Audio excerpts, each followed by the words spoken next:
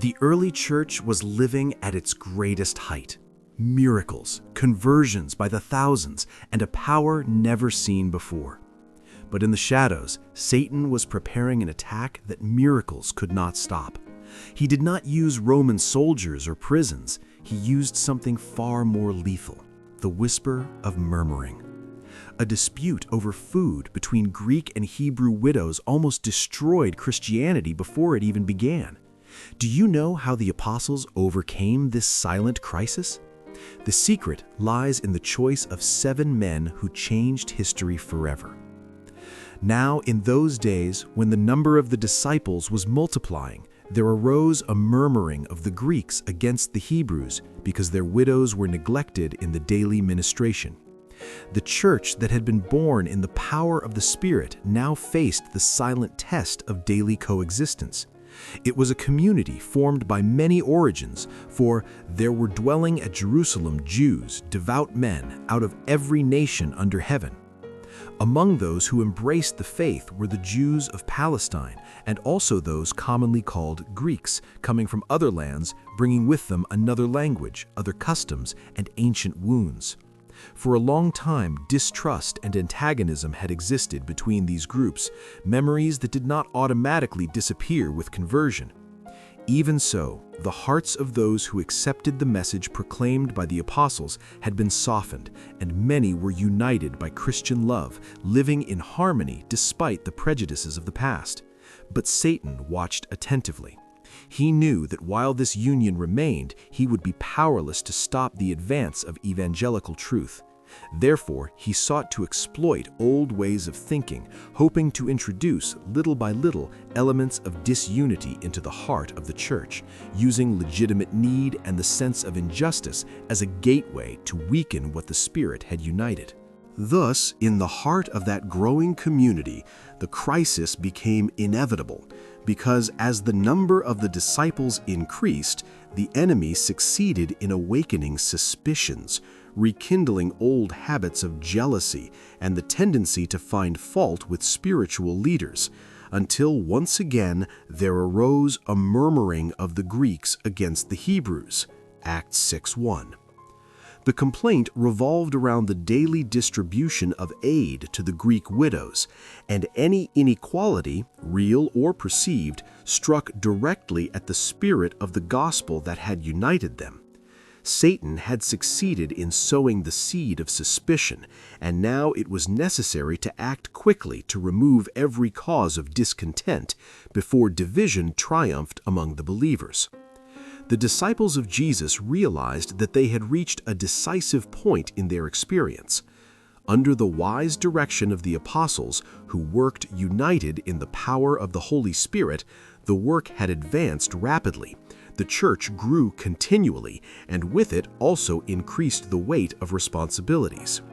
It became clear that no one, not even a small group of men, could continue carrying this burden alone without jeopardizing the future prosperity of the church. It was time to reorganize, to share responsibilities, to preserve what was essential. Gathered in assembly, guided by the Holy Spirit, the apostles presented the plan. Therefore, brethren, seek out from among you 7 men of good reputation, full of the Holy Spirit and wisdom, whom we may appoint over this business. But we will give ourselves continually to prayer and to the ministry of the Word. Acts 6:3-4. The counsel was accepted, and in a solemn atmosphere, through prayer and the laying of hands, 7 men were set apart for the service, establishing a decisive step in the evangelical organization of the church, where serving came to be recognized as a visible expression of the very work of God. The choice of the 7 quickly proved to be a silent yet decisive blessing, for these men began to consider carefully both individual needs and the general interests of the church, administering with prudence and serving as a godly example that helped unite diverse interests into one body. The result showed that this step was within the purpose of God, because the word of God spread and the number of the disciples multiplied greatly in Jerusalem, and a great many of the priests were obedient to the faith. Acts 6:7. While the apostles enjoyed greater freedom to devote themselves to prayer and the ministry of the word, the 7 deacons demonstrated zeal and power in service, remembering that they had been set apart to care for the poor, but not excluded from the duty of teaching the faith. Qualified by the Spirit, they devoted themselves to instructing others in the truth, and they did so with fervor and success. To that nascent church had been entrusted a work of continual expansion, establishing centers of light wherever there were sincere hearts willing to serve Christ, for the gospel was to reach the whole world. This mission could only be fulfilled if they remained united, revealing to the world that they were one with Christ in God, according to the Master's prayer, "Keep through your name those whom you have given me, that they may be one as we are." John 17:11. And also, "The world has hated them, because they are not of the world." John 17:14. Praying further that they might be made perfect in one, that the world may believe that you sent me. John 17:23-21. On this intimate relationship with the one who had commissioned them depended their spiritual life and the power to proclaim the gospel. Only as long as they remained united to Christ could the disciples expect the accompanying power of the Holy Spirit and the cooperation of the angels of heaven, for it was this living connection that would enable them to face the unceasing conflict against the powers of darkness with a united and victorious front. As long as they worked in harmony, heavenly messengers would go before them, opening invisible paths, preparing hearts for the reception of the truth. And many would be won to Christ, because the church would advance fair as the moon, clear as the sun, awesome as an army with banners. Song of Songs 6:10. Nothing would hinder its progress, for it would move from victory to victory, faithfully fulfilling its mission to proclaim the gospel to the world. The organization established in Jerusalem was to serve as a model for all churches that would arise wherever the truth was accepted, remembering that those responsible for administration should not lord it over God's heritage, but shepherd the flock of God, being examples to the flock. 1 Peter 5:2-6. While the deacons should be men of good reputation, full of the Holy Spirit and wisdom. Acts 6:3. United, they would firmly uphold what was right, exerting influence for the unity of the whole flock. Over time, as new groups of believers were organized in different regions, the structure of the church was refined to preserve order and harmony, and each member was exhorted to fulfill his part well, making wise use of the talents received, for the Spirit had granted diverse gifts. First, apostles; second, prophets; third, teachers; after that, miracles; then gifts of healings, helps, administrations, varieties of tongues. 1 Corinthians 12:28. So that all might work in perfect harmony. There are diversities of gifts, but the same Spirit. There are differences in ministries, but the same Lord. And there are diversities of activities, but it is the same God who works all in all. But the manifestation of the Spirit is given to each one for the profit of all. But one and the same Spirit works all these things, distributing to each one individually as He wills. For as the body is one and has many members, but all the members of that one body, being many, are one body, so also is Christ. 1 Corinthians 12:4-12. This truth sustained the church from the beginning and revealed the solemn weight placed upon those called to lead the people of God on earth. It was not a new burden. In the days of the theocracy, when Moses attempted to carry alone responsibilities that would lead him to exhaustion, the Lord provided counsel through Jethro, who said to him, "Stand before God for the people, so that you may bring the difficulties to God. And you shall teach them the statutes and the laws, and show them the way in which they must walk, and the work they must do." Exodus 18:19-20. Jethro advised that there be chosen able men, such as feared God, men of truth, hating covetousness, established as rulers of thousands, rulers of hundreds, rulers of 50s, and rulers of 10s. Exodus 18:21. to judge the people at all times, relieving Moses of the lesser burdens. So it will be easier for you, for they will bear the burden with you. Exodus 18:22. For it was not God's plan that those called to great responsibilities should wear themselves out with matters that others equally consecrated could resolve. Only in this way would the people advance in peace and the work of God move forward firmly, sustained by order, unity, and the direction of the Spirit.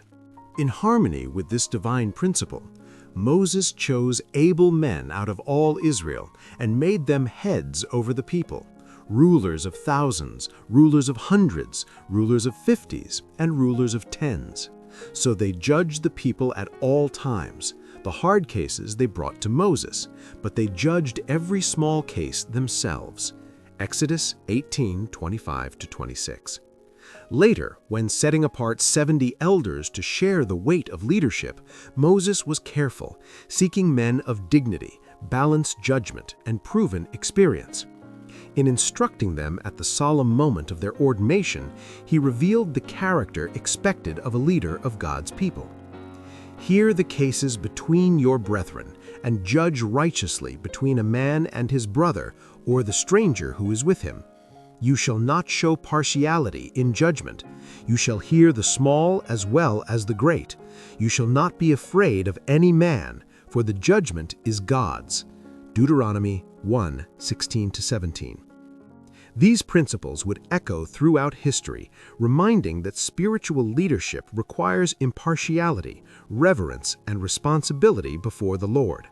At the end of his reign, King David gathered in Jerusalem all the leaders of Israel, the leaders of the tribes and the captains of the divisions that served the king, the captains of thousands and captains of hundreds, and the stewards over all the substance and possessions of the king and of his sons, with the officials, the mighty men, and all the valiant men. 1 Chronicles 28:1.